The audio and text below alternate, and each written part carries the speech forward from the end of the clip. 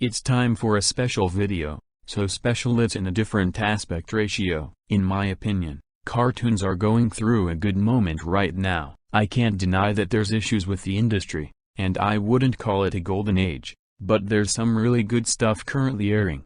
Today I'll go over what I consider to be the top 6 best modern cartoons. Before I start, the only rule is that I won't add any cartoon that premiered before 2020. Also, I'll go over my 2 honorable mentions right now, instead of leaving them for the end. Those shows are, The Heroic Quest of the Valiant Prince Ivanhoe, which definitely deserves a spot, but I wasn't entirely sure if it counted since it's almost over in most countries, and I'm all but sure it's not coming back, so I didn't add it to the list, but even then, it's a good show that you should watch. The other honorable mention is Universal Basic Guys, a show that's decent and somewhat funny, but most of the characters are boring or unlikable. At least it's better than most modern Fox cartoons. Alright, let's get the list started. Yeah, I know this show shouldn't be on the list since it's from 2005, but I wanted to talk about it, because it's a damn good show. American Dad's premise isn't too special, and on paper it seems like Family Guy but with a few more gimmicks, but after the first 2 seasons, which were definitely struggling to find their identity, it turns into a really fun and out there show. Compared to Family Guy, the plots are more structured, but at the same time more surreal. There's barely any cutaways, and the humor and storytelling are generally tighter, but what really makes it better is the characters. Each member of the Smith family is memorable, and they all play off of each other very well, with my favorite probably being Francine, especially in the newer episodes. I simply love her manic energy. I also think Jeff's really likable, especially when he joins the whole family and whatever they're doing. I'd mention Roger too, but he can go from really funny to really annoying depending on the episode, especially in the last 2 Fox seasons. The humor is more creative compared to Family Guy's later seasons, with a lot of witty dialogue, absurd gags, and pop culture references that feel less forced or drawn out. As I said earlier, the plots are more surreal compared to the average adult animated sitcom, but it doesn't affect the quality too often, outside of some episodes that just feel like random things happening for the sake of it, which is an issue that got worse in the TBS era. One issue I do have with the storytelling is that certain episodes feel the need to add more subplots than there should be, which makes things feel too unfocused, because we're just jumping from one thing to another, and most of the time, those subplots are one joke that goes on for too long.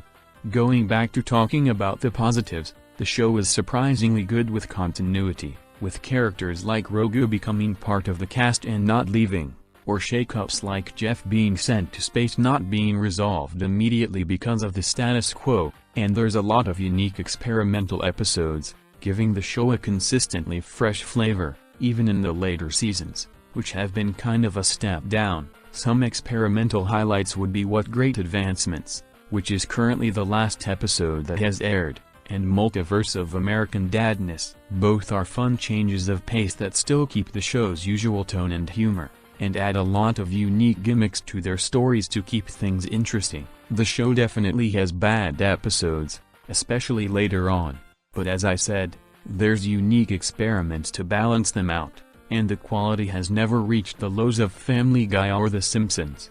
As for the art and animation, it's almost identical to the 2 other Seth MacFarlane shows, but the character designs avoid an issue that Family Guy has, which is making the new characters look too normal, which makes the more cartoony and exaggerated leads look out of place when standing next to them.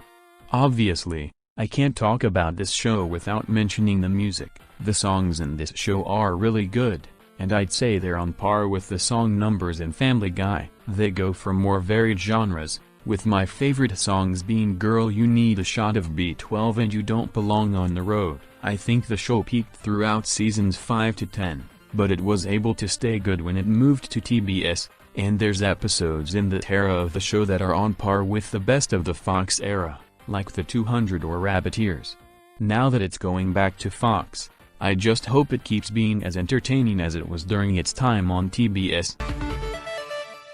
Yes, I know this one also doesn't count, But once again, I wanted to talk about it, and plus, this show actually premiered in HD, unlike American Dad.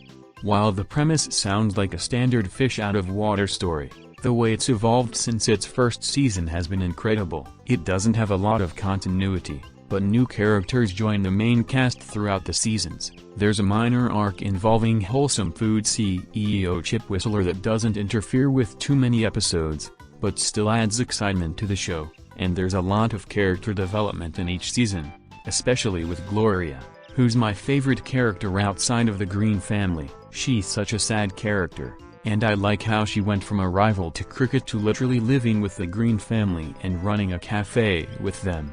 Speaking of the Greens, they're a really good ensemble, with a lot of charming interactions. Everyone feels distinct and they're able to keep all of them involved in each episode in some way, either in A or B plots, which the show is also able to balance well for the most part. The plots themselves can at times feel generic, but there's often enough gags and fun interactions to make up for that. I can't really pick a favorite Green since they're more or less as likely to be funny or unfunny depending on the episode. As for the rest of the cast, there's a lot of fun side characters, like the kids at the community center, Vasquez and Officer Keys. I haven't mentioned Remy yet because there isn't a lot to say about him. He isn't a bad character, but often he's the least funny character in any episode. The one-off characters can be hit or miss, but sometimes they can make episodes a lot more entertaining. The humor in this show is really good, with a strong mix of character interactions, off-the-wall jokes,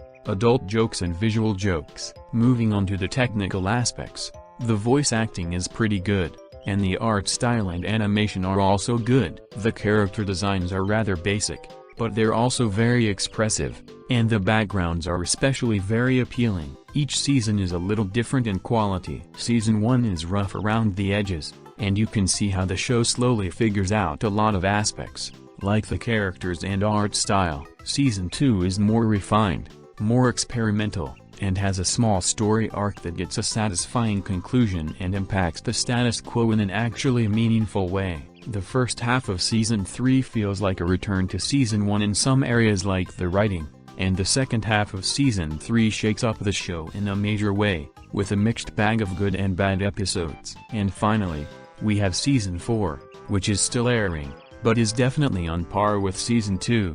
Having both big city and small town as settings allows for an even wider range of stories. There's another small story arc that's built up well and has a good conclusion, but hasn't really impacted the status quo, and they were able to add a new main character without it feeling like a jump the shark moment. To wrap up this section, Big City Greens is a really good show, and while the quality of each season varies, it's been able to evolve its characters and settings. It's built up a strong array of side characters, and it's just hilarious. As for the movie, it's alright. Now we're getting into the shows that premiered in this decade. Smiling Friends definitely caught my eye after seeing the pilot, and I'm happy to say that the show itself is just as good. The premise is definitely interesting, following the employees of a company dedicated to making people happy, as we see the hijinks they get up to, both at work and when they're doing their own stuff. It's a concept that definitely gives you a lot of story ideas, but I think the show really shines in episodes that just focus on the cast itself, because they're all very likable and entertaining. Pim and Charlie are both fun characters on their own, but as a duo they're a good spin on the optimist and pessimist dynamic, with both having depth beyond those archetypes. And the same can be said for the other characters. Alan is the most dedicated employee, but he isn't really a jerk or overly aggressive.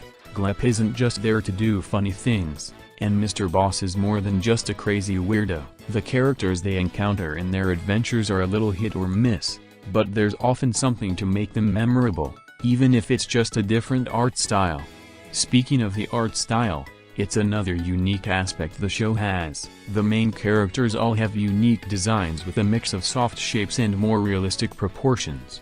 But what makes the show so visually unique is the variety of art styles throughout the show, with 3D characters, rotoscoped characters, or even characters that are just animated in different ways, like the Spamtopia residents. I haven't seen a show with such a unique art direction since Gumball. The animation is also pretty good, with a lot of fun facial expressions and strange but eye-catching movements. Now, the best part of the show is obviously the humor. There's a great variety to the kinds of jokes each episode has. Lots of natural-sounding banter, funny visual gags, lots of quick and strange jokes, and some out-there pop culture references. I have less things to say about this show, but it's really fun and worth checking out. I'm gonna eat some bread, gonna eat my potato bread, gonna eat some P-O-T-A-T-O-T-O-T-O bread, potato bread!